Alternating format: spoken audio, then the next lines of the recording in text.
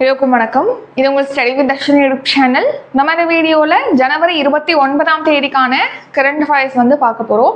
அதுக்கு முன்னாடி yesterday current அஃபேர்ஸில் இந்த எனர்ஜி வீக்குன்னு பார்த்துருப்போம். நேஷனல் எனர்ஜி வீக் அப்படிங்கிறது புதுடெல்லியில் நடந்துச்சுன்னு சொல்லிட்டு, ஆக்சுவலாக அது கோவாவில் நடந்திருக்கு. நியூஸ் பேப்பரில் நியூ டெல்லின்னு மென்ஷன் பண்ணியிருந்ததால நானும் அதே சொல்லிட்டேன். சரிங்களா, அதை சேஞ்ச் பண்ணிக்கோங்க. ஆன்சர் கோவா. அடுத்து இப்போ இன்றைக்கான கரண்ட் அஃபேர்ஸ் பார்க்கலாம். அதுக்கு முன்னாடி yesterday current affairs revision 28th ஜனவரி கரண்ட் அஃபேர்ஸ் ரிவிஷன். சரி, 2026ஆம் ஆண்டினை எந்த மாநிலம் விவசாய ஆண்டாக அறிவித்துள்ளது? ஆன்சர் மத்திய பிரதேச மாநிலம்.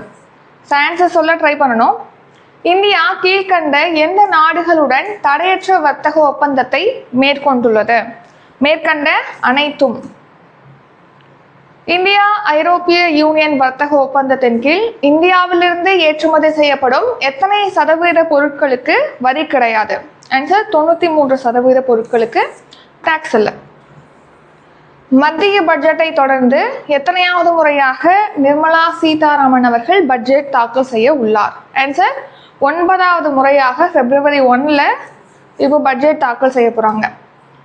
தமிழ்நாடு உலகளாவிய சுற்றுலா மாநாடு எங்கு நடைபெற உள்ளது?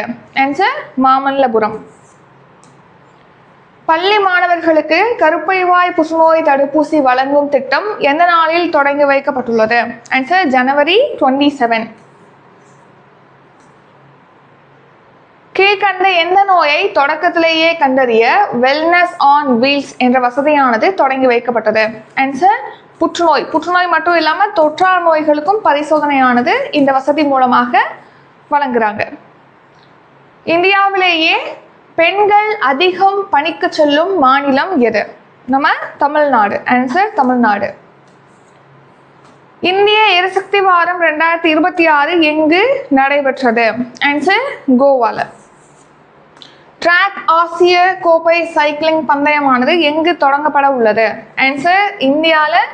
அதுவும் எங்கே அப்படின்னா சென்னையில் ஸ்டார்ட் பண்ணுறாங்க. சரி, இப்போ இன்றைக்கான கரண்ட் அஃபேர்ஸ் பார்க்கலாம். ஸோ January 29 இன்றைக்கான கரண்ட் அஃபேர்ஸ் பார்க்கலாம். அதுக்கு முன்னாடி இன்னைக்கு திருக்குறள் பார்க்க போகிறோம். எஸ்டர்டே ஒரு ஸ்டூடெண்ட் திருக்குறள் கேட்டிருந்தாங்க, அதனால அதை பார்ப்போம். இன்னைக்கு என்ன திருக்குறள் அப்படின்னா, அடுக்கி வரினும் அழிவிலான் உற்ற இடுக்கண் இடுக்கண் படும். அதாவது தொடர்ந்து அடுக்கடுக்கா உங்களுக்கு துன்பம் ஒருத்தருக்கு வரும்போதும் அதை கண்டு கலங்காமல் இருக்காங்க அப்படின்னா அவங்களுக்கு துன்பமே துன்பப்பட்டு போயிடும். ஸோ என்னன்னா எவ்வளோ அடித்தாலும் ஒன்றும் நகர மாட்டானே அப்படின்னு சொல்லிட்டு பார்த்துட்டு அந்த துன்பமே நமக்கு ஒரு மரியாதை இல்லை அப்படின்னு சொல்லிட்டு அந்த துன்பப்பட்டு போயிடும் அப்படிங்கிறதான் இந்த திருக்குறளில் சொல்கிறாங்க. ஸோ உங்களுக்கு எல்லா விஷயம் உங்களால் ஏற்றுக்கொள்ள முடியாத கஷ்டமான விஷயம்லாம் உங்களுக்கு வருது அப்படின்னா நீங்கள் பண்ண வேண்டியது என்னென்னா, அதை பற்றி நீங்கள் கலங்கக்கூடாது. ஏன்னா இது போயிடும். ஏன்னா புகைன்னு ஒன்று இருக்குன்னு வச்சுங்களேன், போகாமே இங்கே இருக்காது, போயிடும். அந்த மாதிரி தான் துன்பமும் அது போக வேண்டியதுதான். போகிறதுக்காக தான். இப்போ உங்களை பாஸ் பண்ணி போகிறதுக்குள்ளே நீங்கள் கலங்கிட்டீங்கன்னு வச்சுக்கோங்களேன், அது பாஸ் பண்ணாமல் அங்கேயே நின்றும். ஸோ அதை பாஸ் பண்ணி போக விட்டுருங்க, அதுவே போயிடும். சரியா? ஸோ இன்றைக்கான கலங்கக்கூடாது. கலங்காமல் இருந்தால் தான் உங்களை பார்த்து துன்பம் ஓடிடும். Next, state and scheme. நமோ லட்சுமி திட்டம் கீழ்கண்ட எந்த மாநிலத்தில் தொடங்கப்பட்டுள்ளது? ஆன்சர் குஜராத். குஜராத்தில் தான் நமோ லக்ஷ்மி திட்டம் லான்ச் பண்ணியிருக்காங்க. இது 2024 லான்ச் பண்ண ஸ்கீம் தான். அதாவது 9th to 12th வரைக்கும் படிக்கக்கூடிய மாணவிகளுக்காக லான்ச் பண்ணியிருக்காங்க. இது ஒன்லி பெண் குழந்தைகளுக்காக, அதாவது பெண்களுக்காக, மாணவிகளுக்காக லான்ச் பண்ணது. லட்சுமி அப்படிங்கிற நேம் பார்த்தே நீங்கள் கன்ஃபார்ம் பண்ணிக்கலாம். ஸோ 50,000 நிதி உதவியானது இந்த ஸ்கீமில் கொடுக்குறதா சொல்லியிருக்காங்க. அதாவது 11th 12th 9th 10th இந்த படிக்கிறாங்க இல்லையா, அந்த மாணவிகள் இந்த ஸ்கீமில் சூஸ் பண்ணுவாங்க. எதன் அடிப்படையில்னா 6 லட்சத்துக்கும் குறைவான ஆண்டு வருமானம் இருக்கு, குடும்ப வருமானம் இருக்கு அப்படின்னா அந்த மாணவிகள் தான் இந்த ஸ்கீம்ல பயன்பெற முடியும். ஸோ இது 2024 லான்ச் பண்ண ஸ்கீமு. 2025 to 26 பார்த்தீங்கன்னா 12 லட்சத்துக்கும் மேற்பட்ட சிறுமிகளுக்கு 1250 கோடி நிதி உதவியானது வழங்கப்படுது. எந்த வகுப்பு படிக்கக்கூடிய மாணவிகளுக்கு அப்படின்னா 9th to 12th. இதோட நோக்கம் என்ன அப்படின்னா, எதுக்காக 9th to 12th வரைக்கும் படிக்கக்கூடிய மாணவிகளுக்கு இந்த உதவியை வழங்கணும்னா தொடர்ந்து அவங்க படிக்கணும். நிறையா ஸ்கூல்ஸில் பார்த்தீங்கன்னா தொடர்ந்து கேர்ள்ஸ் ஸ்டூடெண்ட்ஸ் வந்து படிக்கிறதில்ல. அவங்க வந்து இடையிலே நின்றாங்க. ஸோ 8th முடிஞ்சோடனே நின்றாங்க இல்லையா, அப்படி நிற்காம அவங்க 9th 10th 11th 12th finish பண்ணணும் அப்படிங்கிறதுக்காக தான் இடைநிற்றலை தடுக்கணும் அப்படிங்கிறதுக்காக இந்த ஸ்கீம். இன்னொன்று அவங்களுடைய ஊட்டச்சத்தை மேம்படுத்துறது, அப்புறம் இடைநிலை கல்வி உயர்நிலை கல்வியில் அவங்க படிக்கிறத மேம்படுத்தணும் அப்படிங்கிறதுக்காக தான் இந்த ஸ்கீம். அடுத்த ரீசன் நியூஸ். இப்போ வெறும் 5 ரூபாய்க்கு உணவு வழங்கக்கூடிய திட்டம் அடல் உணவகம் அப்படிங்கிறது வந்து டெல்லியில் ஓப்பன் பண்ணியிருக்காங்க. அப்புறம் மத்திய அரசுடைய தூய்மையான நகரங்கள் பட்டியலில் இந்தூர் ஃபர்ஸ்ட் பிளேஸில் இருக்கு. இந்தியாவிலே முதல் குடிசை பகுதி இல்லாத நகர்ப்புறமாக சூரத் வந்து உருவெடுக்குது. இந்தியாவில் முதல் முழு காகிதமில்லா மாவட்ட நீதிமன்றமானது கேரளாவில் ஓப்பன் பண்ணியிருக்காங்க. இந்தியாவில் ஃபர்ஸ்ட் பட்டாம்பூச்சி சரணாலயம் அப்படிங்கிறது கேரளாவில் அறிவிக்கப்பட்டிருக்கு. நாட்டிலே ஃபர்ஸ்ட் டைம் வந்து கடல் நடுவில் மீன் பண்ணை அமைக்கும் திட்டமானது அந்தமான் நிக்கோபரில் தொடங்கியிருக்காங்க. காசிரங்கா தேசிய பூங்கா அப்படிங்கிறது அஸ்ஸாமில் இருக்கு. இதெல்லாம் ரீசெண்டாக நம்ம கரண்ட் அஃபேர்ஸில் பார்த்து ஒரு சில ஃபேக்ட் அதை பார்த்துட்டோம். ஸோ நெக்ஸ்ட் டாபிக் வந்து ஸ்டேட் அண்ட் ஸ்கீம். இந்தியாவில் மாநில நுண்ணுயிரியை அறிவித்த முதல் மாநிலம் எது? ஆன்சர் வந்து கேரளா. அதாவது நம்ம தேசிய நுண்ணுயிரி அப்படின்னு சொல்லிட்டு லாக்டோபேசில்லஸ் அப்படின்னு சொல்லி பார்த்துருப்போம். இப்போ இந்தியாவில் ஃபர்ஸ்ட் டைம் ஒரு மாநிலம் அதுக்குன்னு ஒரு மாநில நுண்ணுயிரிய ஸ்டேட் மைக்ரோபை வந்து அறிவிச்சிருக்கு. அது என்ன ஸ்டேட் அப்படின்னா கேரளா. அதுவும் பேசில்லஸ் சப்டிலிஸ் அப்படிங்கிறது தான் அந்த நுண்ணுயிரி. கேரளாவுடைய மாநில நுண்ணுயிரியாக பேசில்லஸ் சப்டிலிஸ் இது கிடையாது, பேசில்லஸ் சப்டிலிஸை வந்து அறிவிச்சிருக்காங்க. அதே டைம்ல இந்தியாவுடைய தேசிய நுண்ணுயிரி எது மைக்ரோப் எது அப்படின்னு பார்த்தீங்கன்னா லாக்டோபேசில்லஸ். இப்போ இந்த கேரளாவுடைய மாநில நுண்ணுயிரியாக அறிவிக்கப்பட்ட பேசில்லஸ் சப்டிலிஸ் அப்படிங்கிறது மனித குடல் அப்புறம் சுற்றுச்சூழல் நொதிக்கப்பட்ட உணவுகளில் காணப்படக்கூடிய ஒரு ப்ரோபயாட்டிக் பாக்டீரியம் தான் இந்த பேசில்லஸ் சப்டிலிஸ் அப்படிங்கிறது. இந்தியாவுடைய நுண்ணுயிரி வந்து lactobacillus. Science and tech. Next, இந்திய ரயில்வேயில் அறிமுகப்படுத்தப்பட்ட மனித வடிவ ரோபோவின் பெயர் என்ன? Answer ASC Arjun. ASC Arjun தான் இந்திய ரயில்வேல அறிமுகப்படுத்தப்பட்ட மனித வடிவ ரோபோ. இப்போ இது அடிப்படையில் செயல்படக்கூடிய ரோபோ அப்படின்னு சொல்லியிருக்காங்க. ஸோ இந்தியாவில் பார்த்தீங்கன்னா ரயில் நிலையங்களில் வந்து பாதுகாப்பு உறுதிப்படுத்துறது, அங்கே கண்காணிக்கிறது, பயணிகள் இருக்காங்க அப்படின்னா அவங்களுக்கான அவசர கால சேவைகளை வழங்குறது, இவற்றிற்காக ஏஎஸ்சி அர்ஜுன் அப்படிங்கிற ஒரு ரோபோ வந்து அறிமுகப்படுத்தியிருக்காங்க. இதே அடிப்படையில் செயல்படக்கூடியது அப்படின்னு சொல்லியிருக்காங்க. இப்போது ரயில்வே போலீஸ் ஃபோர்ஸ்ன்னு பார்க்குறோம் இல்லையா, ஆர்பிஎஃப் அப்படின்னு சொல்லிட்டு, அதன் கீழ் தான் இந்த ரோபோ செயல்படும் அப்படின்னு சொல்லியிருக்காங்க. So railway police force, railway பாதுகாப்பு படையின் கீழ் தான் இந்த ஏஎஸ்சி அர்ஜுன் அப்படிங்கிற அடிப்படையிலான ரோபோ செயல்படும்.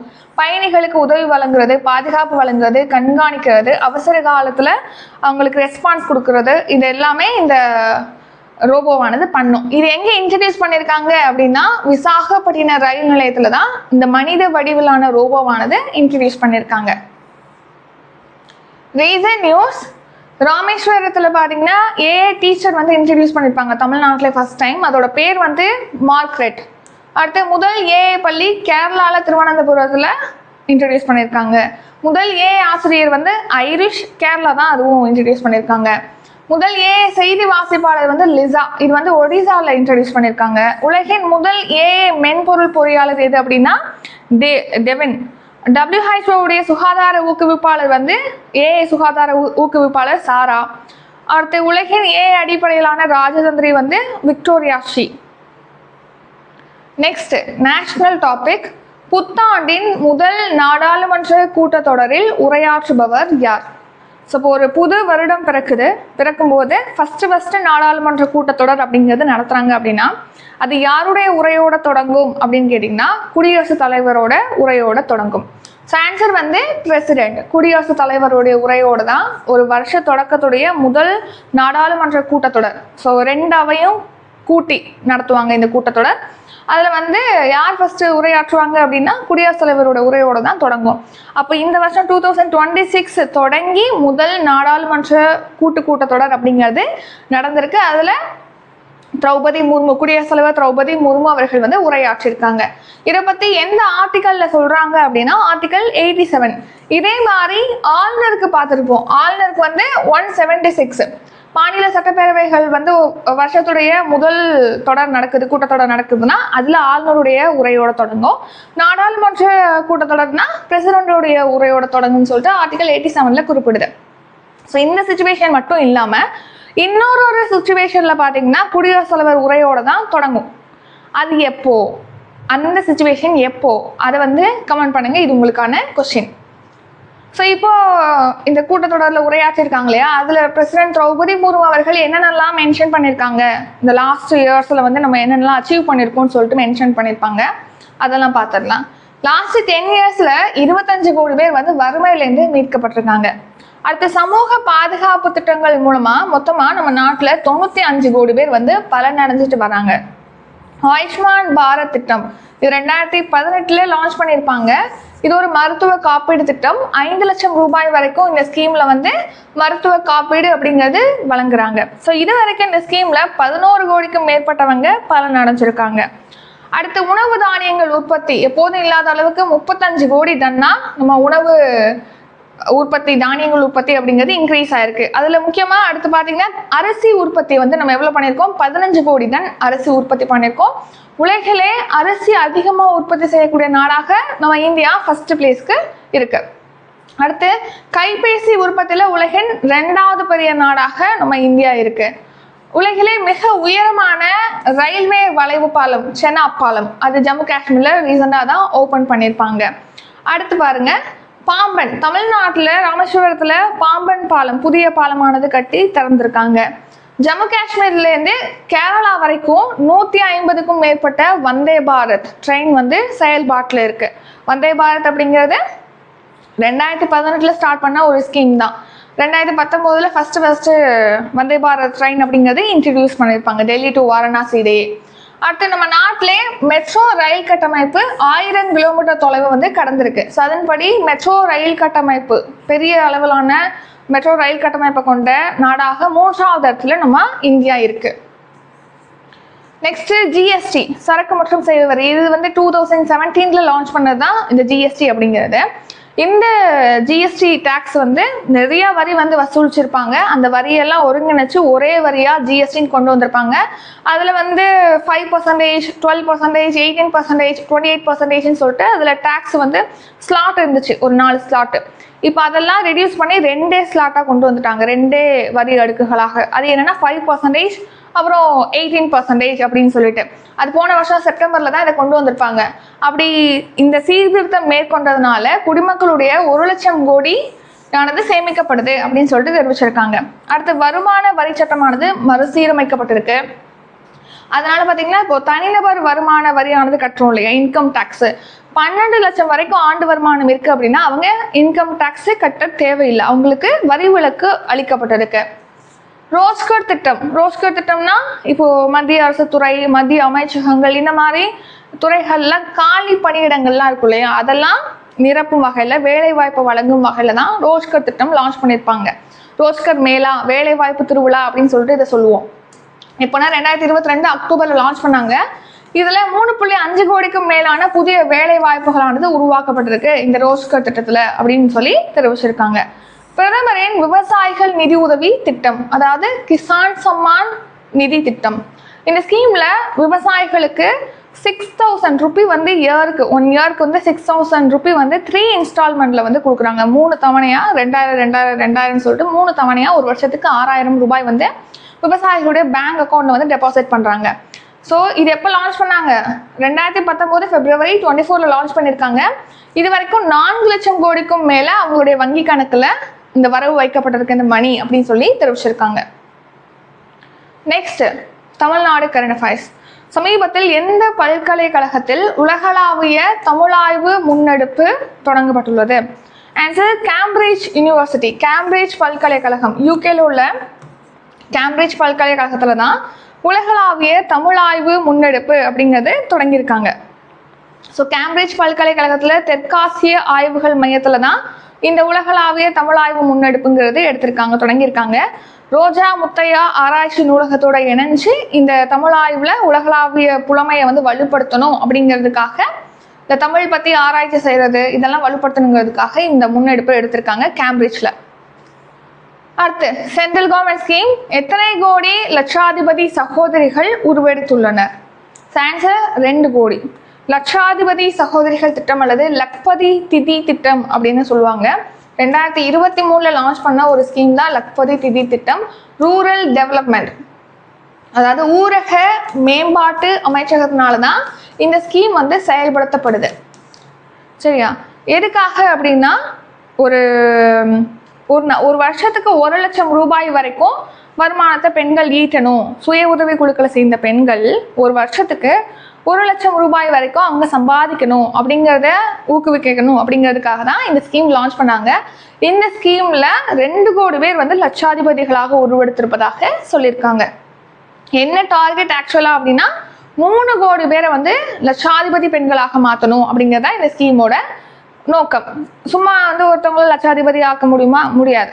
ஸோ அவங்களுக்கு அதுக்கான திறன் பயிற்சி கொடுக்கறது, அவங்க ஒரு தொழில் தொடங்குறாங்க அப்படின்னா அதுக்காக கடன் உதவி கொடுக்கறது, இந்த மாதிரியான வசதிகள்லாம் இந்த ஸ்கீம்ல வழங்குறாங்க. ஸோ நாடு முழுக்க மகளிர் சுய உதவி குழுக்களோட 10 கோடிக்கும் அதிகமான பெண்கள் வந்து இணைஞ்சிருக்காங்க. இந்த மகளிர் சுய உதவி குழுக்களை சேர்ந்த பெண்கள்ல 3 கோடி பேரை வந்து லட்சாதிபதி பெண்களா மாற்றணும்னு சொல்லிட்டு டார்கெட் இருக்கு. அதுக்கான ஸ்கீம் தான் இந்த லக்பதி திதி திட்டம் 2023 லான்ச் பண்ணாங்க. இந்த திட்டத்தின் கீழ் பார்த்தீங்கன்னா பெண்கள் வந்து சுய தொழில் தொடங்குறதுக்காக பயிற்சி வழங்குறாங்க. 5 லட்சம் ரூபாய்க்கு கடன் கொடுக்குறாங்க. மானியத்தோட கடனானது வழங்கப்படுது. ஊரக மேம்பாட்டு அமைச்சகத்தினால இந்த ஸ்கீம் வந்து செயல்படுத்தப்படுது. ஒரு வருஷத்துக்கு குறைந்தபட்சம் 1 லட்சம் ரூபாய் வரைக்கும் அவங்க நிலையான வருமானத்தை ஈட்டணும் அப்படிங்கிறதுக்காக டார்கெட் வந்து 3 கோடி பேரை உருவாக்கணும். இப்போ நம்ம எவ்வளோ அச்சீவ் பண்ணியிருக்கோம் அப்படின்னா 2 கோடி பேர் உருவெடுத்திருக்காங்க. தொழில் தொடங்குறதுக்கு வட்டி இல்லா கடன். இந்த ஸ்கீம்ல வந்து ஏஜ் குவாலிஃபிகேஷன் என்ன அப்படின்னா 18லேருந்து 50 வயது உடைய பெண்களுக்கு கடன் உதவியானது கொடுக்குறாங்க. அடுத்து நக்சல். நம்ம நாட்டில் நக்சல் தீவிரவாதத்தினால பாதிக்கப்பட்ட மாவட்டங்களோட எண்ணிக்கை இப்போ 126லேருந்து 8ஆக குறைஞ்சிருக்கு. அது மட்டும் இல்லாமல் 2026ஆம் ஆண்டு மார்ச் 31ஆம் தேதியோட இந்த நக்சல் தீவிரவாதத்தை ஒழிக்கிறதுக்கு டார்கெட்டும் வச்சிருக்காங்க. அடுத்த ஆபீஸ்வரி. சமீபத்தில் காலமான அஜித் பவார் எந்த மாநிலத்தின் துணை முதல்வராக பதவி வகித்திருந்தார்? ஆன்சர் மகாராஷ்டிராவுடைய துணை முதலமைச்சராக இருந்தவர் தான் அஜித் பவார். இப்போ எதுக்காக அஜித் பவார் பற்றி பார்க்குறோம் அப்படின்னா அஜித் பவார் இப்போ சமீபத்தில் நடந்த விமான விபத்தில் பார்த்தீங்கன்னா காலமாயிட்டார்.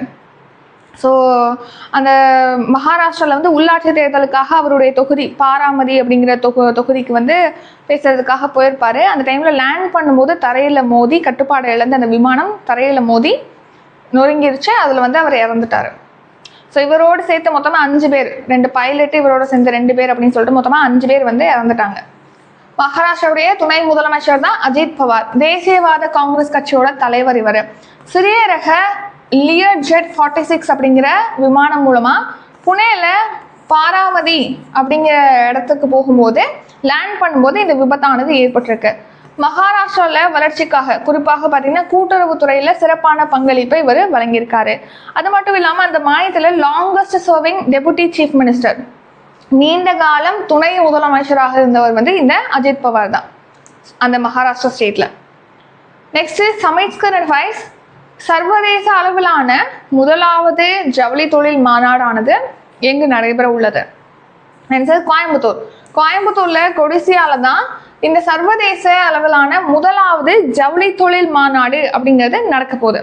So textile summit, international textile summit அப்படிங்கிறது இந்த வருஷம் கோயம்புத்தூர்ல கொடிசியால வந்து நடத்துறாங்க. இப்போ ஜனவரி 29, 30 ஆகிய தேதிகளில். தமிழ்நாடு துணிநூல் துறை மற்றும் இந்திய தொழில் கூட்டமைப்பு இவங்க 2 பேரும் இணைஞ்சுதான் இதை ஹோஸ்ட் பண்றாங்க. யார் இதை தொடங்கி வைக்கிறாங்க அப்படின்னா முதலமைச்சர் ஸ்டாலின் அவர்கள் தொடங்கி வைக்கிறாங்க. ஸோ ஜவுளித்துறை மாநாடு அப்படின்னாலே அது எதுக்காக நடத்துவாங்க? அந்த துறையை என்ன இம்ப்ரூவ் பண்ணணும், அதில் முதலீடுகளை ஈர்க்கணும், இந்த மாதிரியான காரணங்களுக்காக இந்த மாநாடு நடத்துறாங்க. அடுத்து இம்பார்ட்டன்ட் டே. சர்வதேச தூய எரிசக்தி தினம் எந்த நாளில் அனுசரிக்கப்படுகிறது? ஆன்சர் ஜனவரி 26. ஸோ ஒவ்வொரு வருஷமும் ஜனவரி 26ஆம் தேதி தான் சர்வதேச தூய எரிசக்தி தினம், அதாவது கிளீன் எனர்ஜி டே அப்படிங்கிறத செலிப்ரேட் பண்ணுறோம். ஸோ மாசில்லாத தூய எரிசக்தி உற்பத்தியை வந்து அதிகப்படுத்தணும், அது குறித்த விழிப்புணர்வு, அதோட இம்பார்ட்டன்ஸை வந்து வெளிக்கொண்டு வரணும் அப்படிங்கிற வகையில் தான் இந்த international day of clean energy அப்படிங்கிறது நம்ம ஜனவரி 26 செலிப்ரேட் பண்ணுறோம். இது ஐக்கிய நாடுகள் பொது சபையினால 2023 அறிவிச்சிருப்பாங்க ஜனவரி 26. ஏன் பர்டிகுலராக இந்த ஜனவரி 26 சூஸ் பண்ணுறாங்க அப்படின்னா, சர்வதேச புதுப்பிக்கத்தக்க எரிசக்தி நிறுவனம் வந்து அந்த டேல தான் ஸ்டார்ட் பண்ணியிருப்பாங்க. இந்த எரிசக்தி நிறுவனம் தொடங்கப்பட்டு இப்போ 17வது ஆண்டானது இந்த வருஷம் நிறைவு பெறுது. இந்த வருஷம் இந்த தினத்துக்கான தீம் என்னன்னா, clean energy for people and planet அப்படிங்கிறதான் இந்த வருஷம் தீம். அடுத்து ஷார்ட் நியூஸ். அகமதாபாத்தில் விமான விபத்து அப்படிங்கிறது நடந்துச்சு இல்லையா, அந்த விமான விபத்து சம்பந்தமாக விசாரிக்கிறதுக்கு பார்த்தீங்கன்னா உச்சநீதிமன்றம் வந்து அதை எடுத்துக்கிட்டதா, விசாரணைக்கு அதை அந்த மனுவை எடுத்துக்கிட்டதா தெரிவிச்சிருக்காங்க. நெக்ஸ்ட்டு மணிப்பூர் கலவரத்தினால நிறைய பேர் பாதிக்கப்பட்டாங்க. 2023 மணிப்பூர் கலவரமானது நடந்திருக்கும். அங்கே குகி நாகா பழங்குடியினருக்கும் மைதேகி சமூகத்தினருக்கும் இடையே. ஸோ அந்த மணிப்பூர் கலவரத்தில் பாதிக்கப்பட்டவங்களுக்கு நிவாரண உதவிகள், மறுவாழ்வுக்கான பணிகளை கண்காணிக்கிறதுக்காக உச்சநீதிமன்றத்தினால நீதிபதி கீதா மிட்டல் தலைமையில் குழுவானது அமைச்சிருப்பாங்க. அவங்களுடைய டெனரை வந்து இன்க்ரீஸ் பண்ணியிருக்காங்க. அடுத்து இன்றைக்கான கரண்ட் அஃபேர்ஸ் ரிவிஷன் ஃபைனலி வந்தாச்சு. அதுக்கு முன்னாடி இப்போ February 2 பாலிட்டி டெஸ்ட் பேட்ச் வந்து Group 1க்கு ஸ்டார்ட் ஆகுது. Group 1 ஹோல் பேட்ச் வந்து ஸ்டார்ட் ஆகுது. சப்ஸ்கிரிப்ஷன் 1 year சப்ஸ்கிரிப்ஷன், அதாவது அப்கமிங் 12 மந்த்துக்கான daily current affairs PDF, monthly current affairs PDF, weekly test, monthly test அதில் ப்ரொவைட் பண்ணுவோம். அதே மாதிரி லாஸ்ட் இயர் ஜூன்லேருந்து இந்த வருஷம் ஆகஸ்ட் வரைக்கும் கரண்ட் அஃபேர்ஸ் கவர் பண்ணுற டெஸ்ட் பேட்சும் ஸ்டார்ட் ஆகுது.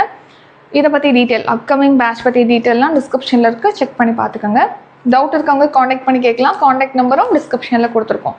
இப்போ ரிவிஷன் பார்த்தலாம். நமோ லட்சுமி திட்டம் கீழ்கண்ட எந்த மாநிலத்தில் தொடங்கப்பட்டுள்ளது? ஆன்சர் குஜராத். இந்தியாவில் மாநில நுண்ணுயிரியை அறிவித்த முதல் மாநிலம் எது? ஆன்சர் கேரளா. இந்திய ரயில்வேயில் அறிமுகப்படுத்தப்பட்ட மனித வடிவ ரோபோவின் பெயர் என்ன? Answer ASC Arjun. புத்தாண்டின் முதல் நாடாளுமன்ற கூட்டத்தொடரில் உரையாற்றுபவர் யார்? ஆன்சர் பிரசிடென்ட், அதாவது குடியரசுத் தலைவர்.